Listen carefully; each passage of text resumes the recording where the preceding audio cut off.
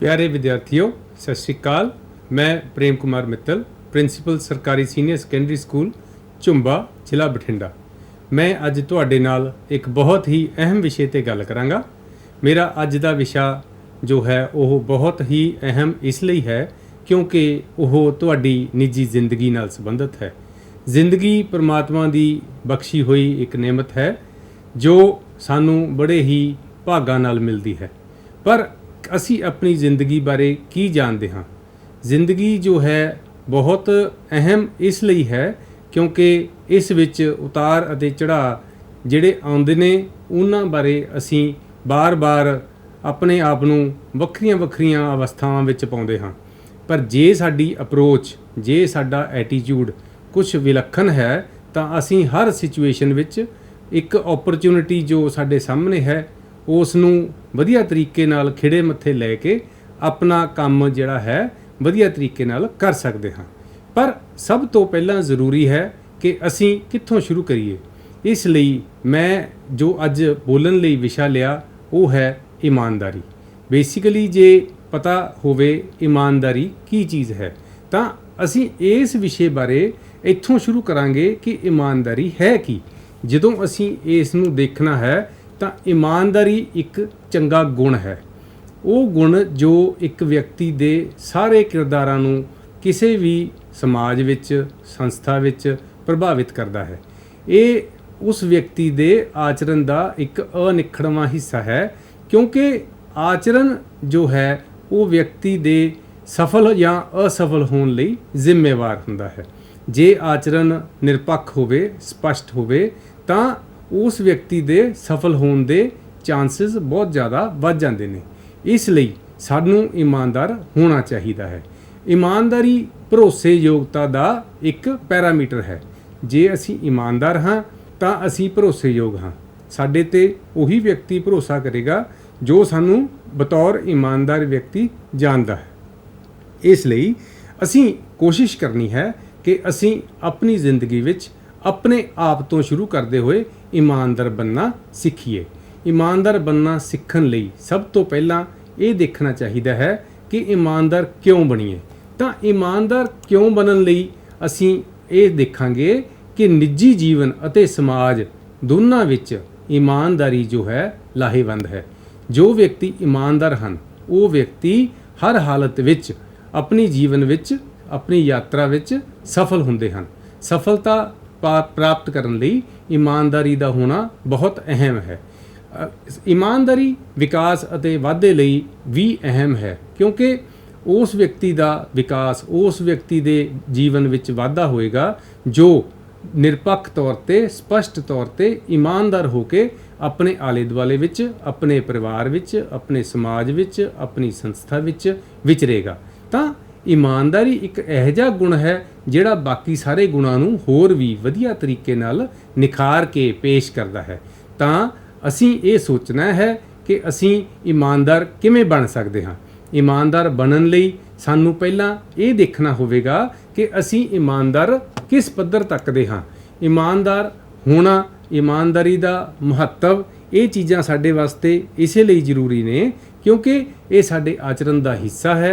क्योंकि ये सानू समाज विच एक पहचान दिंदा है। यह वधिया ते सेहतमंद रिश्ते बनाउण लई एक आधार का काम करता है। तां हुण असी पहली गल जो करांगे वो ये करांगे कि असी स्वै मुलांकन करिए।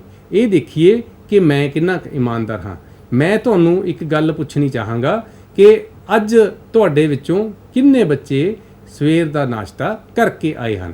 तो मेरे इस सवाल नाल सारी दी सारी जमात दे जिन्ने भी विद्यार्थी हैं वो लगभग 3 भागां विच वंडे जाणगे। कुछ विद्यार्थी इहो जिहे ने जो नाश्ता करके आए हैं ਅਤੇ ਮੈਨੂੰ स्पष्ट तरीके नाल दसणगे कि उन्होंने नाश्ता किया है। कुछ व्यक्ति इदां दे ने, कुछ विद्यार्थी इदां दे ने जिहड़े ये सोच रहे हैं कि मैं नाश्ता किया तो नहीं, पर जे मैं कहा तो अध्यापक साहबान सोचणगे कि तुसीं नाश्ता क्यों नहीं करके आए, या मैनूं पुछ सकदे हन। उन्हां नूं हो सकदा किसी किस्म का डर लग रहा होवे। तां इस चीज़ नूं भी सोचण वाले कुछ विद्यार्थी अपने विच ही बैठे होणगे। कुछ विद्यार्थी इदां दे होणगे जिहड़े ये जानते हैं कि उन्होंने नाश्ता नहीं किया, पर ਉਹ ਇਸ ਗੱਲ ਨੂੰ, ਇਸ ਤੱਥ ਨੂੰ ਪੇਸ਼ ਕਰਨ ਤੋਂ ਲੁਕਾਉਂਦੇ ਨਹੀਂ। ਉਹ ਇਸ ਤੱਥ ਨੂੰ ਸਪਸ਼ਟ ਤਰੀਕੇ ਨਾਲ ਆਪਣੇ ਅਧਿਆਪਕ ਸਾਹਿਬਾਨ ਦੇ ਅੱਗੇ ਰੱਖਣਗੇ। ਭਾਵ ਜਿਹੜੇ ਵਿਅਕਤੀ, ਜਿਹੜੇ ਵਿਦਿਆਰਥੀ ਖਾਣਾ ਖਾ ਕੇ ਆਏ ਹਨ, ਜੇ ਉਹ ਇਸ ਚੀਜ਼ ਨੂੰ ਐਡਮਿਟ ਨਹੀਂ ਕਰਦੇ ਤਾਂ ਉਹ ਨਿਰੋਲ, ਸਭ ਤੋਂ ਹੇਠਲੇ ਪੱਧਰ ਤੇ ਵੀ ਇਮਾਨਦਾਰ ਨਹੀਂ ਹਨ। ਕਿਉਂਕਿ ਸਿਹਤ ਲਈ, ਜੀਵਨ ਲਈ ਸਭ ਤੋਂ ਜ਼ਰੂਰੀ ਹੈ ਸਵੇਰ ਦਾ ਨਾਸ਼ਤਾ ਕਰਨਾ। ਦਿਨ ਦਾ ਕੰਮ ਸ਼ੁਰੂ ਕਰਨ ਲੱਗੇ ਜਦੋਂ ਕੋਈ ਵਿਅਕਤੀ ਘਰੋਂ ਚੱਲਦਾ ਹੈ ਤਾਂ ਉਸ ਨੂੰ ਨਾਸ਼ਤਾ ਕਰਕੇ ਚੱਲਣਾ ਚਾਹੀਦਾ ਹੈ। ਸਾਡਾ ਸਰੀਰ ਜੋ ਹੈ ਉਹ ਊਰਜਾ ਨਾਲ ਕੰਮ ਕਰਦਾ ਹੈ। ਊਰਜਾ ਭੋਜਨ ਤੋਂ ਪ੍ਰਾਪਤ ਹੁੰਦੀ ਹੈ। ਇਸ ਲਈ ਅਸੀਂ ਜੇ ਇਹ ਚੀਜ਼ ਨਹੀਂ ਐਡਮਿਟ ਕਰਾਂਗੇ, ਇਸ ਚੀਜ਼ ਨੂੰ, ਇਸ ਤੱਥ ਨੂੰ ਨਹੀਂ ਸਮਝਾਂਗੇ ਤਾਂ ਅਸੀਂ ਨਾਸ਼ਤੇ ਦੀ ਅਹਿਮੀਅਤ ਨਹੀਂ ਸਮਝਾਂਗੇ। ਦੂਸਰੀ ਗੱਲ, ਜੇ ਅਸੀਂ ਇਹ ਸਮਝ ਲਈਏ ਤਾਂ ਨਾਲ ਅਸੀਂ ਇਹ ਵੀ ਸਮਝਾਂਗੇ ਕਿ ਜੇ ਅਸੀਂ ਐਡਮਿਟ ਕਰਾਂਗੇ ਤਾਂ ਹੀ ਸਾਨੂੰ ਪਤਾ ਲੱਗੇਗਾ ਕਿ ਅਸੀਂ ਨਾਸ਼ਤਾ ਕਿਉਂ ਕਰਨਾ ਹੈ। ਜਦੋਂ ਅਸੀਂ ਇਸ ਗੱਲ ਨੂੰ ਸਮਝ ਲਾਂਗੇ ਤਾਂ ਫਿਰ ਅਸੀਂ ਨਾਸ਼ਤੇ ਦੀ ਅਹਿਮੀਅਤ ਸਮਝਦੇ ਹੋਏ ਇਸ ਨੂੰ ਆਪਣਾ ਰੂਟੀਨ ਬਣਾਵਾਂਗੇ। Now next I want to say ਕਿ ਜਿਹੜੇ ਵਿਅਕਤੀ, ਜਿਹੜੇ ਬੱਚੇ ਇਹ ਨਾਸ਼ਤਾ ਨਹੀਂ ਕਰਕੇ ਆਏ ਅਤੇ ਫਿਰ ਵੀ ਇਹ ਗੱਲ ਲੁਕੋ ਰਹੇ ਹਨ, ਉਹ ਇਮਾਨਦਾਰ ਨਹੀਂ ਹਨ। ਮੇਰਾ ਜਦ ਵੀ ਕੋਈ ਲੈਕਚਰ ਚੱਲ ਰਿਹਾ ਹੈ ਤਾਂ ਉਹਨਾਂ ਬੱਚਿਆਂ ਦੇ ਪੇਟ ਵਿੱਚ ਭੋਜਨ ਨਾ ਹੋਣ ਕਰਕੇ ਉਹਨਾਂ ਦਾ ਧਿਆਨ ਉਸ ਚੀਜ਼ ਵੱਲ ਜਾ ਸਕਦਾ ਹੈ ਕਿ ਮੈਨੂੰ ਤਾਂ ਭੁੱਖ ਲੱਗੀ ਹੈ, ਸਰ ਨੂੰ ਲੈਕਚਰ ਦੀ ਪਈ ਹੈ। ਤਾਂ ਉਸ ਚੀਜ਼ ਤੋਂ ਜਿਹੜਾ ਸਾਡਾ ਧਿਆਨ ਹੈ ਉਹ ਡੈਵੀਏਟ ਨਾ ਹੋਵੇ, ਭਟਕੇ ਨਾ, ਪਾਸੇ ਨਾ ਜਾਵੇ। ਇਸ ਲਈ ਸਾਨੂੰ ਜ਼ਰੂਰੀ ਹੈ ਕਿ ਅਸੀਂ ਨਾਸ਼ਤਾ ਕਰੀਏ ਅਤੇ ਨਾਸ਼ਤੇ ਬਾਰੇ ਜੇ ਕੋਈ ਪੁੱਛਦਾ ਹੈ ਤਾਂ ਉਸ ਨੂੰ ਸਪਸ਼ਟ ਤਰੀਕੇ ਨਾਲ ਦੱਸੀਏ। ਅਗਲੀ ਗੱਲ, ਜਦੋਂ ਅਸੀਂ ਇਸ ਗੱਲ ਬਾਰੇ ਜਾਣਕਾਰੀ ਆਪਣੇ ਆਪ ਤੋਂ ਸ਼ੁਰੂ ਕਰਾਂਗੇ ਤਾਂ ਹੀ ਸਾਨੂੰ ਇਹ ਪਤਾ ਲੱਗੇਗਾ ਕਿ ਅਸੀਂ ਆਪਣੇ ਆਪ ਨਾਲ ਇਮਾਨਦਾਰ ਹਾਂ, ਅਸੀਂ ਆਪਣੇ ਆਪ ਨਾਲ ਨਿਆਂ ਕਰ ਰਹੇ ਹਾਂ। ਆਪਣੇ ਆਪ ਨਾਲ ਇਮਾਨਦਾਰੀ ਨਾਲ ਨਿਆਂ ਕਰਨ ਨਾਲ ਸਾਡੀ ਸਿਹਤ ਵੀ ਠੀਕ ਰਹੇਗੀ। ਜਦੋਂ ਅਸੀਂ ਕਲਾਸ 'ਚ ਬੈਠੇ ਹੋਵਾਂਗੇ ਤਾਂ ਸਾਡਾ ਜਿਹੜਾ ਧਿਆਨ ਹੈ ਉਹ ਵੀ ਪੜ੍ਹਾਈ ਵਿੱਚ ਪੂਰੀ ਵਧੀਆ ਤਰੀਕੇ ਨਾਲ ਲੱਗੇਗਾ। ਦਿਮਾਗ ਨੂੰ ਵੀ ਕੰਮ ਕਰਨ ਲਈ ਊਰਜਾ ਦੀ ਜ਼ਰੂਰਤ ਹੁੰਦੀ ਹੈ। ਤਾਂ ਜੇ ਅਸੀਂ ਭੋਜਨ ਨਹੀਂ ਕੀਤਾ, ਨਾ ਤਾਂ ਸਾਡਾ ਪੜ੍ਹਾਈ 'ਚ ਧਿਆਨ ਲੱਗਣਾ, ਨਾ ਸਾਨੂੰ ਉਹ ਊਰਜਾ ਪ੍ਰਾਪਤ ਹੋਣੀ ਹੈ, ਨਾ ਸਾਡੇ ਨਾਲ ਉਹ ਜਿਹੜੇ ਅਸੀਂ ਕੰਮ ਕਰਨ ਲਈ ਸਕੂਲ 'ਚ ਆਏ ਹਾਂ ਉਹ ਕੰਮ ਸਹੀ ਤਰੀਕੇ ਨਾਲ ਹੋਣੇ ਆ। ਭਾਵ ਸਕੂਲ ਆਉਣ ਦਾ ਨਿਰੋਲ ਮਨੋਰਥ ਜਿਹੜਾ ਹੈ ਉਹ ਕਾਫੀ ਹੱਦ ਤੱਕ ਪ੍ਰਭਾਵਿਤ ਹੋ ਜਾਵੇਗਾ। ਤਾਂ ਇੱਕ ਵਿਦਿਆਰਥੀ ਲਈ ਸਭ ਤੋਂ ਅਹਿਮ ਕੀ ਹੋਇਆ ਕਿ ਉਹ ਆਪਣੇ ਆਪ ਨਾਲ ਇਮਾਨਦਾਰ ਹੋਵੇ। ਆਪਣੇ ਵਿੱਚ ਕੀ ਚੰਗਿਆਈਆਂ ਨੇ, ਕੀ ਬੁਰਾਈਆਂ ਨੇ, ਕੀ ਉਸ ਦੀਆਂ ਸਟਰੈਂਥਸ ਨੇ, ਕੀ ਵੀਕਨੈਸਿਸ ਨੇ, ਆਪਣੀਆਂ ਕਮਜ਼ੋਰੀਆਂ ਕੀ ਨੇ ਤੇ ਤਾਕਤਾਂ ਕੀ ਨੇ, ਇਹਨਾਂ ਸਾਰੀਆਂ ਚੀਜ਼ਾਂ ਨੂੰ ਉਹ ਭਲੀ ਭਾਂਤੀ ਜਾਣਦਾ ਹੋਵੇ। ਜਦੋਂ ਉਹ ਆਪਣੇ ਆਪ ਬਾਰੇ ਇੰਨੀ ਜਾਣਕਾਰੀ ਰੱਖੇਗਾ ਤਾਂ ਹੀ ਉਹ ਵਿਅਕਤੀ, ਉਹ ਬੱਚਾ ਆਪਣੇ ਆਪ ਨਾਲ ਨਿਆਂ ਕਰ ਸਕੇਗਾ। ਫਿਰ ਹੀ ਉਹ ਇਮਾਨਦਾਰ ਹੋ ਕੇ ਆਪਣੇ ਅਧਿਆਪਕ ਸਾਹਮਣੇ ਇਹ ਪ੍ਰਸ਼ਨ ਕਰ ਸਕੇਗਾ ਕਿ ਮੈਨੂੰ ਆਹ ਚੀਜ਼ ਨਹੀਂ ਪਤਾ, ਮੈਂ ਇਸ ਚੀਜ਼ ਬਾਰੇ ਕਿੱਥੋਂ ਗਿਆਨ ਲੈ ਸਕਦਾ ਹਾਂ, ਮੈਨੂੰ ਇਹ ਚੀਜ਼ ਕਰਨ ਲਈ ਕਿਸ ਚੀਜ਼ ਦੀ ਲੋੜ ਪਵੇਗੀ। ਤਾਂ ਇਸ ਤਰੀਕੇ ਨਾਲ ਅਸੀਂ ਇਮਾਨਦਾਰੀ ਤੋਂ ਜੇ ਸ਼ੁਰੂ ਕਰਾਂਗੇ ਤਾਂ ਇਮਾਨਦਾਰੀ ਇਕੱਲੀ ਨਾਸ਼ਤਾ ਕਰਨ ਨਾਲ ਸੰਬੰਧਿਤ ਨਹੀਂ ਰਹੇਗੀ, ਨਾਸ਼ਤਾ ਕਰਕੇ ਸਕੂਲ 'ਚ ਆ ਕੇ ਪੜ੍ਹਨ ਨਾਲ ਸੰਬੰਧਿਤ ਰਹਿ ਜਾਏਗੀ, ਪੜ੍ਹਾਈ ਕਰਕੇ ਉਹਦੇ ਨਤੀਜੇ ਵਧੀਆ ਪ੍ਰਾਪਤ ਕਰਨ ਨਾਲ ਜੁੜ ਜਾਵੇਗੀ ਤੇ ਆਉਣ ਵਾਲੇ ਸਮੇਂ 'ਚ ਹੌਲੀ ਹੌਲੀ ਵਧੀਆ ਨਤੀਜਿਆਂ ਦੇ ਆਧਾਰ ਤੇ ਇੱਕ ਵਧੀਆ ਮਨੁੱਖ ਬਣਨਾ, ਇੱਕ ਵਧੀਆ ਨੌਕਰੀ, ਇੱਕ ਵਧੀਆ ਰੁਜ਼ਗਾਰ ਪ੍ਰਾਪਤ ਕਰਨਾ ਅਤੇ ਇੱਕ ਵਧੀਆ ਕੈਰੀਅਰ ਬਣਾਉਣਾ ਕਿੱਥੇ ਤੱਕ ਸਾਨੂੰ ਲੈ ਕੇ ਜਾ ਸਕਦੀ ਹੈ। ਭਾਵ ਇਮਾਨਦਾਰੀ ਜੜ ਹੈ। ਜੇ ਜੜ ਵਧੀਆ ਹੋਵੇਗੀ, ਤੰਦਰੁਸਤ ਹੋਵੇਗੀ ਤਾਂ ਹੀ ਬੂਟਾ ਵਧੀਆ ਹੋਵੇਗਾ, ਰਿਸ਼ਟ ਪੁਸ਼ਟ ਹੋਵੇਗਾ, ਚੰਗੇ ਫਲ ਦੇਵੇਗਾ। ਤਾਂ ਸਾਨੂੰ ਇਹਨਾਂ ਚੀਜ਼ਾਂ ਦੀ ਅਹਿਮੀਅਤ ਨੂੰ ਪਹਿਚਾਨਦੇ ਹੋਏ ਇਹ ਸੋਚਣਾ ਚਾਹੀਦਾ ਹੈ ਕਿ ਮੈਂ ਆਪਣੇ ਆਪ ਨਾਲ ਇਮਾਨਦਾਰ ਬਣਾ। ਤਾਂ ਹੁਣ ਅਸੀਂ ਗੱਲ ਇਹ ਕਰਦੇ ਹਾਂ ਕਿ ਮੈਂ ਕਿੰਨਾ ਇਮਾਨਦਾਰ ਹਾਂ। ਜਦੋਂ ਗੱਲ ਇਮਾਨਦਾਰੀ ਦੀ ਆਉਂਦੀ ਹੈ ਤਾਂ ਕਿਤੇ ਕਿਤੇ ਸਾਨੂੰ ਐਂ ਲੱਗਦਾ ਹੈ ਵੀ ਮੈਂ ਪੂਰੀ ਤਰ੍ਹਾਂ ਇਮਾਨਦਾਰ, ਪਰ ਕਿਤੇ ਕਿਤੇ ਸਾਨੂੰ ਐਂ ਲੱਗਦਾ ਹੈ ਵੀ ਮੈਂ ਥੋੜ੍ਹਾ ਜਿਹਾ ਬੇਈਮਾਨ ਹਾਂ। ਮੈਂ ਗੱਲ ਦੱਸਦਾ ਤਾਂ ਹਾਂ ਪਰ ਸਾਰੀ ਨਹੀਂ ਦੱਸਦਾ। ਭਾਵ ਜਦੋਂ ਅਸੀਂ ਇਮਾਨਦਾਰ ਹੋਣਾ, ਅਸੀਂ 100% ਇਮਾਨਦਾਰ ਹੋਣਾ। ਜੇ ਅਸੀਂ 100% ਇਮਾਨਦਾਰ ਹਾਂ, ਸਾਨੂੰ ਗੱਲ ਯਾਦ ਰੱਖਣ ਦੀ ਲੋੜ ਨਹੀਂ। ਜੋ ਗੱਲ ਜਿੱਦਾਂ ਹੋਈ ਉੱਦਾਂ, ਜਿੱਦਾਂ ਹੀ ਵਾਪਰੀ ਉੱਦਾਂ ਹੀ ਅਸੀਂ ਉਹ ਸਾਹਮਣੇ ਸਾਰਿਆਂ ਦੇ ਪ੍ਰਸਤੁਤ ਕਰ ਸਕਦੇ ਹਾਂ ਜੇ ਉਹ ਕਿਸੇ ਗੱਲ ਨਾਲ ਸੰਬੰਧਿਤ ਹੈ। ਜੇ ਅਸੀਂ ਇਮਾਨਦਾਰੀ ਦੀ ਗੱਲ ਆਪਣੀ ਪੜ੍ਹਾਈ ਨਾਲ ਕਰੀਏ ਤਾਂ ਸਾਨੂੰ ਇਮਾਨਦਾਰ ਹੋਣ ਦਾ ਲਾਭ ਇਹ ਹੋਏਗਾ ਕਿ ਸਾਨੂੰ ਸਾਡੀਆਂ ਕਮੀਆਂ ਤੇ ਸਾਡੀਆਂ ਤਾਕਤਾਂ ਦਾ ਪਤਾ ਲੱਗੇਗਾ ਤੇ ਜਿਨ੍ਹਾਂ ਤੇ ਅਸੀਂ ਬੈਂਕ ਪਾਉਣ ਕਰ ਸਕਦੇ ਹਾਂ, ਜਿਨ੍ਹਾਂ ਤੇ ਅਸੀਂ ਨਿਰਭਰ ਕਰ ਸਕਦੇ ਹਾਂ ਅਤੇ ਆਉਣ ਵਾਲੇ ਸਮੇਂ ਵਿੱਚ ਉਹਨਾਂ ਨੂੰ ਕਮੀਆਂ ਨੂੰ ਦੂਰ ਕਰਕੇ ਆਪਣੇ ਨੈਗੇਟਿਵ ਜਿਹੜੇ ਪੁਆਇੰਟਸ ਨੇ ਉਹਨਾਂ ਨੂੰ ਅਸੀਂ ਆਪਣੇ ਪੋਜ਼ਿਟਿਵ ਪੁਆਇੰਟਸ ਦੇ ਵਿੱਚ ਕਨਵਰਟ ਕਰ ਸਕਦੇ ਹਾਂ। ਤਾਂ ਇਹ ਸਾਡੇ ਜਿਹੜੇ ਹੈਗੇ ਇਮਾਨਦਾਰ ਹੋਣ ਦੇ ਫਾਇਦੇ ਨੇ। ਤਾਂ ਮੈਂ ਜੋ ਚਾਹੁੰਦਾ ਹਾਂ ਉਹ ਇਹ ਕਿ ਤੁਸੀਂ ਪਹਿਲਾਂ ਸਭ ਤੋਂ ਇੱਕ ਕਹਾਣੀ ਯਾਦ ਕਰੋ ਜੋ ਤੁਸੀਂ ਬਚਪਨ ਵਿੱਚ ਸੁਣਿਆ ਕਰਦੇ ਸੀ ਕਿ ਇੱਕ ਆਜੜੀ ਸੀ, ਆਪਣੀ ਪਸ਼ੂ ਆਪਣੀਆਂ ਭੇਡਾਂ ਲੈ ਕੇ ਜੰਗਲ ਵਿੱਚ ਚਰਾਉਣ ਜਾਂਦਾ ਸੀ। ਤਾਂ ਜਦੋਂ ਉਸ ਵਿਅਕਤੀ ਨੂੰ ਜੰਗਲ ਵਿੱਚ ਜਾਣਾ ਪੈਂਦਾ ਸੀ ਤਾਂ ਇੱਕ ਵਾਰ ਉਸ ਨੂੰ ਕੋਈ ਇਸ ਤਰ੍ਹਾਂ ਦੀ ਗੱਲ ਲੱਗੀ ਕਿ ਮੈਂ ਸ਼ੇਰ ਰੌਲਾ ਪਾਵਾਂ ਤਾਂ ਕਿ ਮੈਨੂੰ ਇਹ ਪਤਾ ਲੱਗੇ ਵੀ ਜੇ ਮੈਨੂੰ ਬਾਈ ਚਾਂਸ ਇੱਥੇ ਜੰਗਲ 'ਚ ਸ਼ੇਰ ਮਿਲ ਗਿਆ ਤਾਂ ਮੇਰੀ ਮਦਦ ਲਈ ਕੋਈ ਆਏਗਾ ਕਿ ਨਹੀਂ। ਤਾਂ ਉਸ ਵਿਅਕਤੀ ਨੇ ਜਦੋਂ ਇਹ ਰੌਲਾ ਪਾਇਆ ਤਾਂ ਲੋਕ ਪਿੰਡ ਦੇ ਜੋ ਸੀ ਉਹ ਬੜੇ ਚਿੰਤਿਤ ਹੋਣ ਕਰਕੇ ਫਟਾਫਟ ਭੱਜ ਕੇ ਆਏ ਤੇ ਜਦੋਂ ਉਹ ਆ ਕੇ ਉੱਥੇ ਪਹੁੰਚੇ ਤੇ ਉਹਨਾਂ ਨੇ ਦੇਖਿਆ ਵੀ ਸ਼ੇਰ ਤਾਂ ਹੈ ਨਹੀਂ ਤੇ ਇਹ ਇਸ ਤਰ੍ਹਾਂ ਹੀ ਕਹਿ ਰਿਹਾ ਸੀ। ਤਾਂ ਉਹਨਾਂ ਨੂੰ ਥੋੜਾ ਬੁਰਾ ਲੱਗਿਆ ਤੇ ਉਹ ਵਾਪਸ ਚਲੇ ਗਏ। ਪਰ ਵਿਅਕਤੀ ਨੂੰ ਜ਼ਰੂਰ ਇਹ ਖੁਸ਼ੀ ਮਿਲੀ ਕਿ ਪਿੰਡ ਵਾਲਿਆਂ ਨੂੰ ਮੇਰੀ ਫਿਕਰ ਹੈ ਅਤੇ ਉਹ ਮੈਨੂੰ ਬਚਾਉਣ ਲਈ ਆਏ ਹਨ। ਹੁਣ ਜਦੋਂ ਉਸਨੇ ਕੁਝ ਦੇਰ ਬਾਅਦ ਇੱਕ ਵਾਰ ਫਿਰ ਇਦਾਂ ਗਲਤੀ ਕੀਤੀ ਤਾਂ ਫਿਰ ਉਸ ਨੂੰ ਯਕੀਨ ਹੋ ਗਿਆ ਕਿ ਪਿੰਡ ਵਾਲੇ ਮੈਨੂੰ ਬਚਾਉਣ ਲਈ ਜਾਂ ਮੇਰੀਆਂ ਭੇਡਾਂ ਨੂੰ ਬਚਾਉਣ ਲਈ ਜ਼ਰੂਰ ਆਉਣਗੇ। ਤਾਂ ਉਸ ਆਜੜੀ ਨੂੰ ਇਸ ਚੀਜ਼ ਨੂੰ ਬਾਰ-ਬਾਰ ਟਰਾਈ ਕਰਨ ਤੇ 2-3 ਵਾਰ ਟਰਾਈ ਕਰਨ ਤੇ ਇਹ ਚੀਜ਼ ਇਦਾਂ ਲੱਗਣ ਲੱਗ ਪਈ। ਲੇਕਿਨ ਉਸ ਝੂਠ ਬੋਲਣ ਦਾ ਪਿੰਡ ਵਾਲਿਆਂ ਤੇ ਕੀ ਅਸਰ ਪਿਆ ਇਹ ਉਸ ਆਜੜੀ ਨੇ ਸੋਚਿਆ ਹੀ ਨਹੀਂ। ਹੁਣ ਉਸ ਦਾ ਅਸਲ ਰੂਪ ਕਿਵੇਂ ਸਾਹਮਣੇ ਪ੍ਰਸਤੁਤ ਹੋਇਆ ਜਦੋਂ ਵਾਸਤਵ ਰੂਪ ਵਿੱਚ ਇੱਕ ਦਿਨ ਸ਼ੇਰ ਆ ਗਿਆ, ਉਸ ਦੀਆਂ ਭੇਡਾਂ ਨੂੰ ਖਾਣ ਲੱਗ ਗਿਆ, ਚੁੱਕ ਕੇ ਲੈ ਗਿਆ। ਤਾਂ ਉਸ ਦਿਨ ਉਸ ਦੇ ਸ਼ੋਰ ਕਰਨ ਤੇ ਕੋਈ ਵੀ ਪਿੰਡ ਵਾਲਾ ਮਦਦ ਲਈ ਨਹੀਂ ਆਇਆ। ਭਲਾ ਕਿਉਂ? ਉਹ ਇਸ ਲਈ ਕਿਉਂਕਿ ਉਹਨਾਂ ਨੂੰ ਇਸ ਗੱਲ ਦਾ ਵਿਸ਼ਵਾਸ ਹੋ ਚੁੱਕਾ ਸੀ ਕਿ ਇਹ ਵਿਅਕਤੀ ਝੂਠ ਬੋਲਦਾ ਹੈ, ਇਹ ਆ ਜਿਹੜੀ ਝੂਠ ਮੂਠ ਦਾ ਰੌਲਾ ਪਾਉਂਦਾ ਹੈ ਕਿ ਸ਼ੇਰ ਆ ਗਿਆ। ਹੁਣ ਇਹ ਕਹਾਣੀ ਤੋਂ ਆਪਾਂ ਨੂੰ ਕੀ ਸਿੱਖਿਆ ਮਿਲਦੀ ਹੈ? ਇਹ ਕਹਾਣੀ ਆਪਾਂ ਨੂੰ ਇਹੀ ਦੱਸਦੀ ਆ ਕਿ ਜੇ ਅਸੀਂ ਆਪਣੇ ਪ੍ਰਤੀ ਇਮਾਨਦਾਰ ਹੋਈਏ, ਸਹੀ ਗੱਲ ਕਰੀਏ ਤਾਂ ਹੀ ਲੋਕ ਸਾਡੇ ਤੇ ਵਿਸ਼ਵਾਸ ਕਰਨਗੇ। ਜੇ ਅਸੀਂ ਇੱਕ ਵਾਰ 2 ਵਾਰ ਆਪਣੀ ਗੱਲ ਤੋਂ ਝੂਠੇ ਸਿੱਧ ਹੋ ਗਏ ਤਾਂ ਲੋਕਾਂ ਨੇ ਸਾਨੂੰ ਝੂਠਾ ਮੰਨਣਾ ਸ਼ੁਰੂ ਕਰ ਦੇਣਾ, ਇਮਾਨਦਾਰ ਨਹੀਂ ਸਮਝਣਾ। ਇਸੇ ਤਰੀਕੇ ਇੱਕ ਹੋਰ ਬਹੁਤ ਵਧੀਆ ਤੇ ਪ੍ਰਸਿੱਧ ਕਹਾਣੀ ਜੋ ਆਪਾਂ ਸੁਣਦੇ ਆਏ ਹਾਂ ਉਹ ਹੈ ਇਮਾਨਦਾਰ ਲੱਕੜਹਾਰਾ। ਇਮਾਨਦਾਰ ਲੱਕੜਹਾਰਾ ਕਹਾਣੀ ਵਿੱਚ ਲੱਕੜਹਾਰਾ ਦਰਖਤ ਉੱਪਰ ਬੈਠ ਕੇ ਟਾਹਣੀਆਂ ਕੱਟ ਰਿਹਾ ਸੀ ਅਤੇ ਉਸੇ ਨਾਲ ਆਪਣਾ ਗੁਜ਼ਾਰਾ ਚਲਾਉਂਦਾ ਸੀ।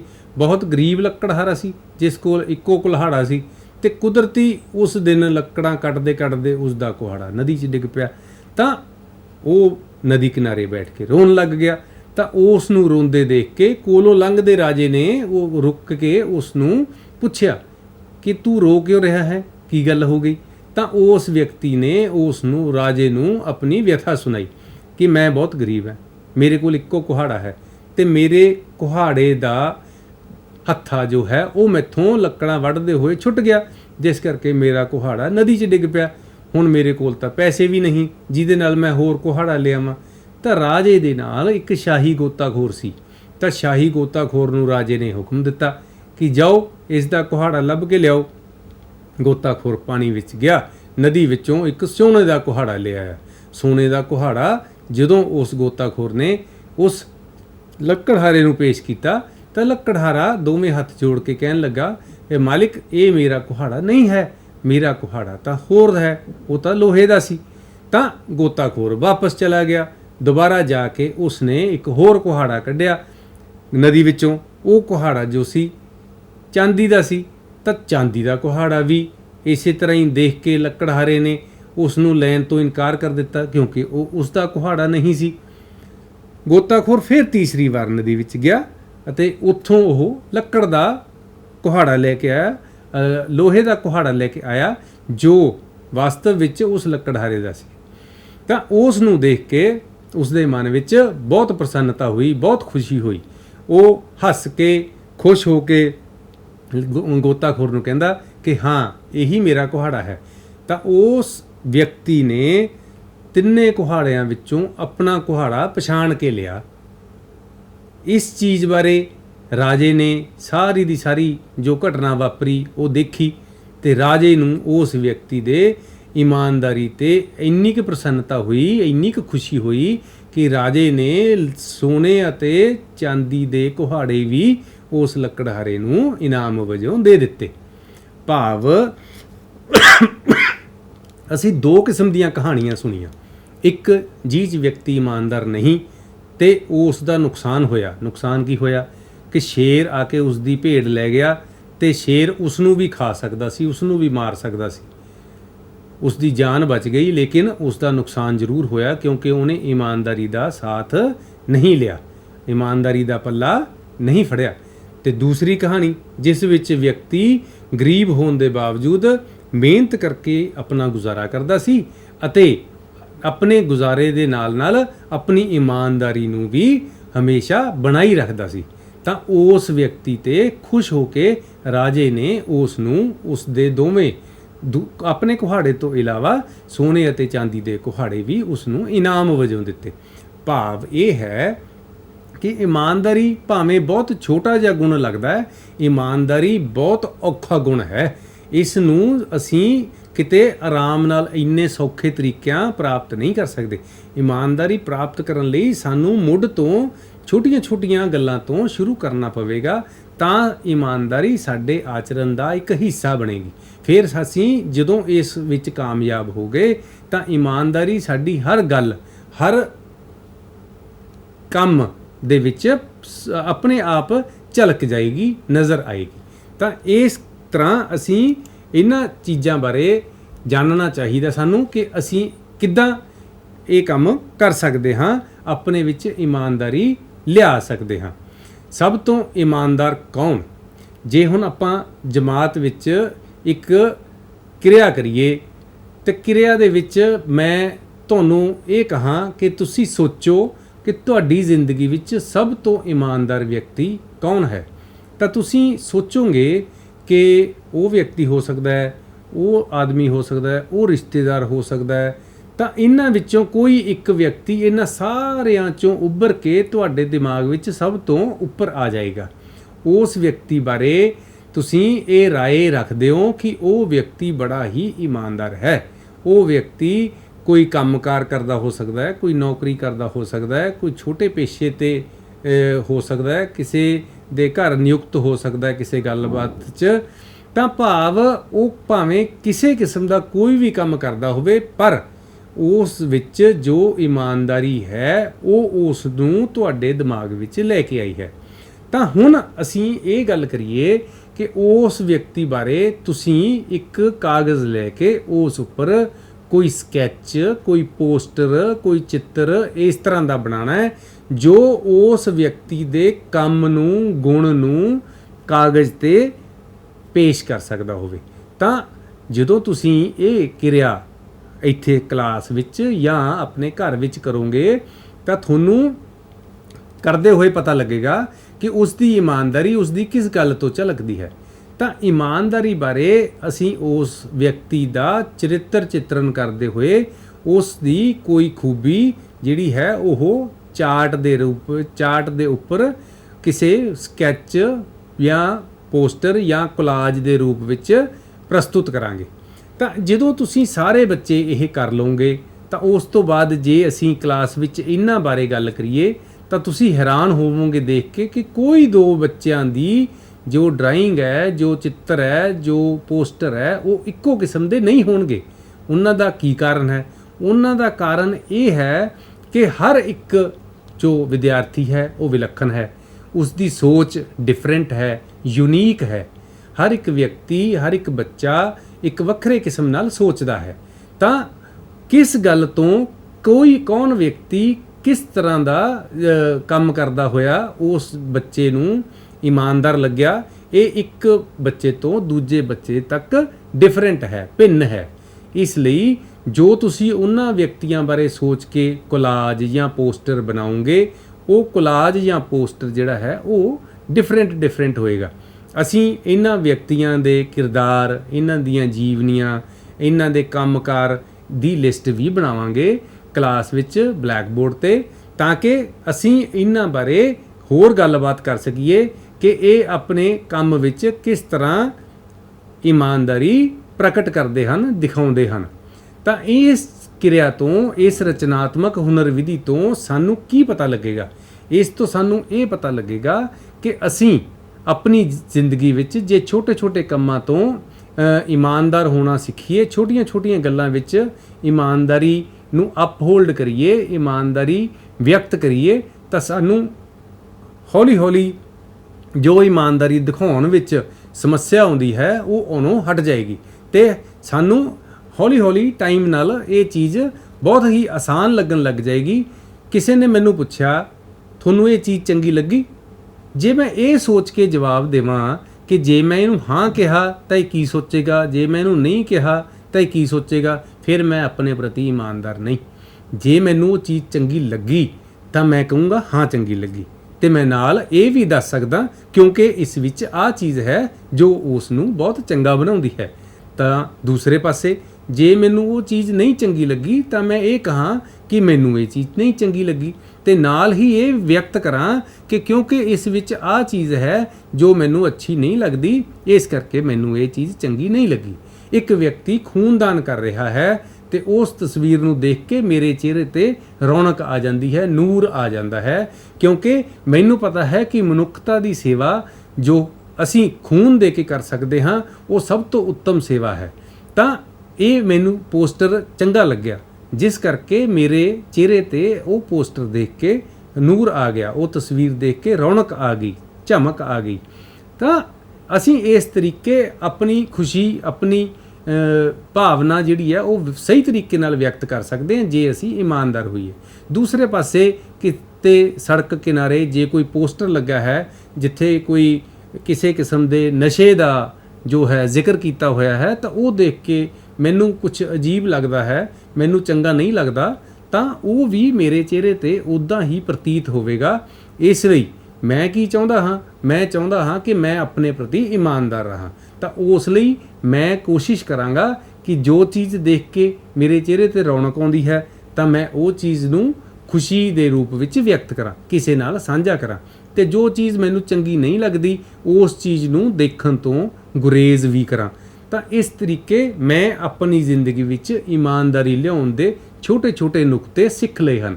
ਤੁਸੀਂ ਵੀ ਇਸੇ ਤਰੀਕੇ ਆਪਣੀ ਜ਼ਿੰਦਗੀ ਵਿੱਚ ਆਪਣੇ ਘਰ ਤੋਂ ਸ਼ੁਰੂ ਕਰਦੇ ਹੋਏ ਆਪਣੇ ਸਕੂਲ, ਆਪਣੀ ਗਲੀ, ਆਪਣੇ ਮੁਹੱਲੇ, ਆਪਣੇ ਸਮਾਜ, ਆਪਣੇ ਪਿੰਡ, ਇਹਨਾਂ ਸਾਰਿਆਂ ਵਿੱਚ ਜਿੱਥੇ ਵੀ ਵਿਚਰਦੇ ਹੋ, ਜਦੋਂ ਵੀ ਵਿਚਰਦੇ ਹੋ, ਇਮਾਨਦਾਰੀ ਨਾਲ ਪੇਸ਼ ਆਓ।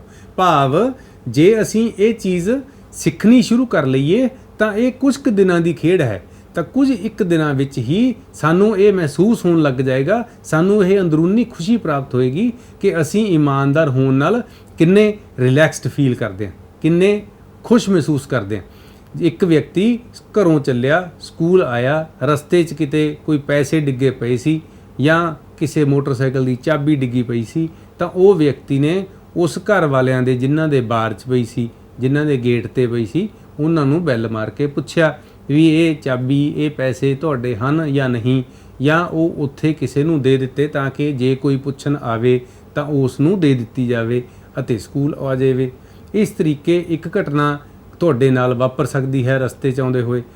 ਉਸੇ ਤਰੀਕੇ ਦੂਜੀ ਘਟਨਾ ਹੋ ਸਕਦੀ ਹੈ ਕਿ ਰਸਤੇ ਵਿੱਚ ਕੋਈ ਪਾਣੀ ਪੀਣ ਲਈ ਇੱਕ ਸਾਧਨ ਮੁਹੱਈਆ ਕਰਵਾਇਆ ਗਿਆ ਪੰਚਾਇਤ ਵੱਲੋਂ, ਅਤੇ ਉਹ ਟੈਂਕੀ ਜੋ ਰੱਖੀ ਹੋਈ ਹੈ ਉਸ ਦੀ ਟੂਟੀ ਥੋੜ੍ਹੀ ਜਿਹੀ ਕਿਸੇ ਬੱਚੇ ਨੇ ਪਾਣੀ ਪੀਂਦੇ ਹੋਏ ਖੁੱਲ੍ਹੀ ਛੱਡ ਦਿੱਤੀ। ਤੁਸੀਂ ਦੇਖਿਆ ਪਰ ਤੁਸੀਂ ਲੇਟ ਹੋ ਰਹੇ ਸੀ, ਇਸ ਕਰਕੇ ਤੁਸੀਂ ਉੱਥੋਂ ਬਿਨਾਂ ਟੂਟੀ ਬੰਦ ਕੀਤੇ ਸਕੂਲ ਆ ਗਏ।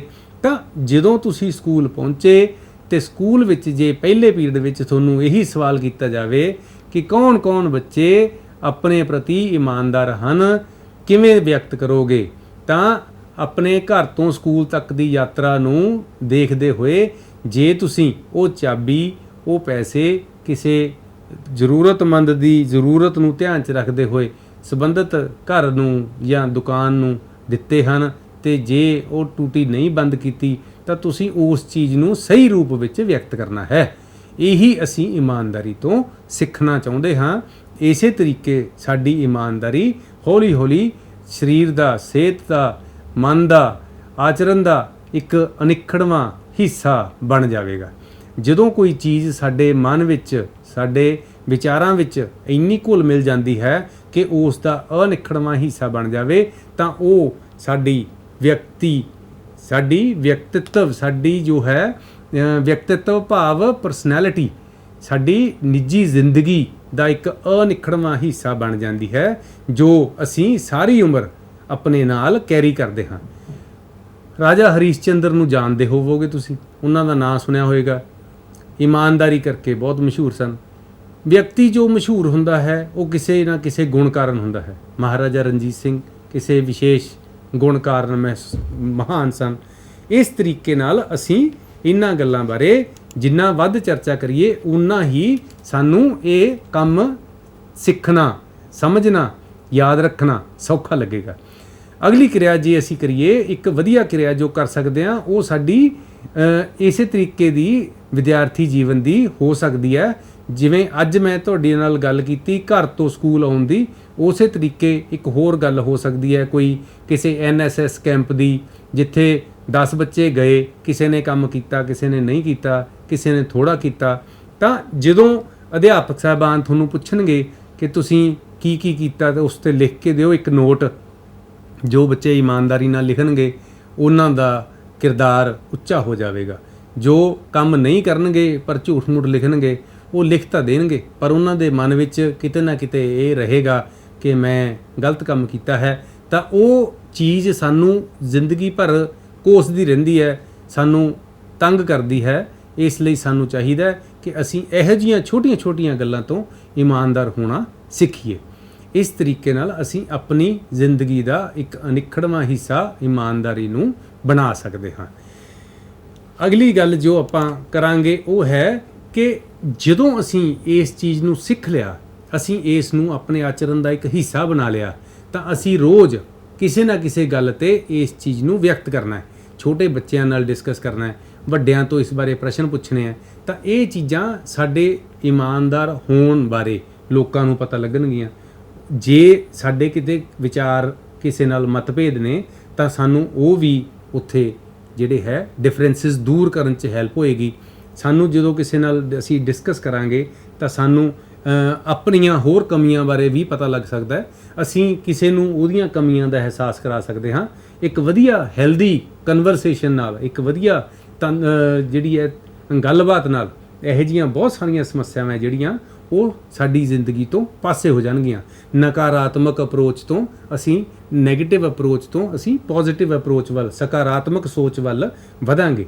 ਤਾਂ ਇੱਦਾਂ ਦੀਆਂ ਚੀਜ਼ਾਂ ਸਾਡੀ ਜ਼ਿੰਦਗੀ ਨੂੰ ਚੁੱਕ ਕੇ ਉੱਪਰ ਲੈ ਜਾਂਦੀਆਂ ਹਨ, ਜਿਸ ਨਾਲ ਸਾਡਾ ਕਿਰਦਾਰ ਬਹੁਤ ਮਹਾਨ, ਬਹੁਤ ਉੱਚਾ ਸੁੱਚਾ ਅਤੇ ਬਹੁਤ ਪਵਿੱਤਰ ਹੋ ਜਾਂਦਾ ਹੈ। ਇਸ ਲਈ ਅੱਜ ਦੇ ਇਸ ਵਿਸ਼ੇ ਤੋਂ ਅਸੀਂ ਇਹੀ ਸਿੱਖਣਾ ਹੈ ਕਿ ਕਿਸ ਤਰ੍ਹਾਂ ਇਮਾਨਦਾਰੀ ਨੂੰ ਆਪਣੀ ਜ਼ਿੰਦਗੀ ਵਿੱਚ ਲੈ ਕੇ ਆਉਣਾ ਹੈ। ਲੈ ਕੇ ਆਉਣ ਤੋਂ ਬਾਅਦ ਉਸ ਦਾ ਅਭਿਆਸ ਕਰਨਾ ਹੈ। ਅਭਿਆਸ ਕਰਕੇ ਉਸ ਨੂੰ ਅਸੀਂ ਅੱਗੇ ਇਸ ਨੂੰ ਹਰ ਰੋਜ਼ ਦਿਨ ਬ ਦਿਨ ਜਿਵੇਂ ਜਿਵੇਂ ਅਸੀਂ ਆਪਣੇ ਆਲੇ ਦੁਆਲੇ ਵਿੱਚ, ਸਮਾਜ ਵਿੱਚ ਵਿਚਰਦੇ ਹਾਂ, ਅਸੀਂ ਉੱਥੇ ਉਸ ਨੂੰ ਵਧੀਆ ਤਰੀਕੇ ਨਾਲ ਜੋ ਹੈ ਉਹਨੂੰ ਵਿਅਕਤ ਕਰ ਸਕੀਏ ਅਤੇ ਹੌਲੀ ਹੌਲੀ ਸਾਡੀ ਪਹਿਚਾਣ ਸਾਡੀ ਇਮਾਨਦਾਰੀ ਬਣੇ। ਇੱਕ ਬੱਚੇ ਲਈ ਉਸਦੇ ਮਾਂ-ਬਾਪ ਬਹੁਤ ਮਹੱਤਵਪੂਰਨ ਹੁੰਦੇ ਆ, ਅਤੇ ਪਰ ਮਾਂ-ਬਾਪ ਲਈ ਬੱਚਾ ਉਸ ਤੋਂ ਵੀ ਮਹੱਤਵਪੂਰਨ ਹੁੰਦਾ। ਜਦੋਂ ਬੱਚਾ ਛੋਟਾ ਹੁੰਦਾ ਤਾਂ ਉਹ ਮਾਂ-ਬਾਪ ਦੇ ਨਾਂ ਨਾਲ ਜਾਣਿਆ ਜਾਂਦਾ, ਪਰ ਜਦੋਂ ਬੱਚਾ ਮਹਾਨ ਕੰਮ ਕਰਨ ਲੱਗ ਜਾਂਦਾ ਹੈ ਤਾਂ ਉਹ ਬੱਚੇ ਦੇ ਨਾਂ ਨਾਲ ਉਸਦੇ ਮਾਂ-ਬਾਪ ਜਾਣੇ ਜਾਂਦੇ ਹਨ।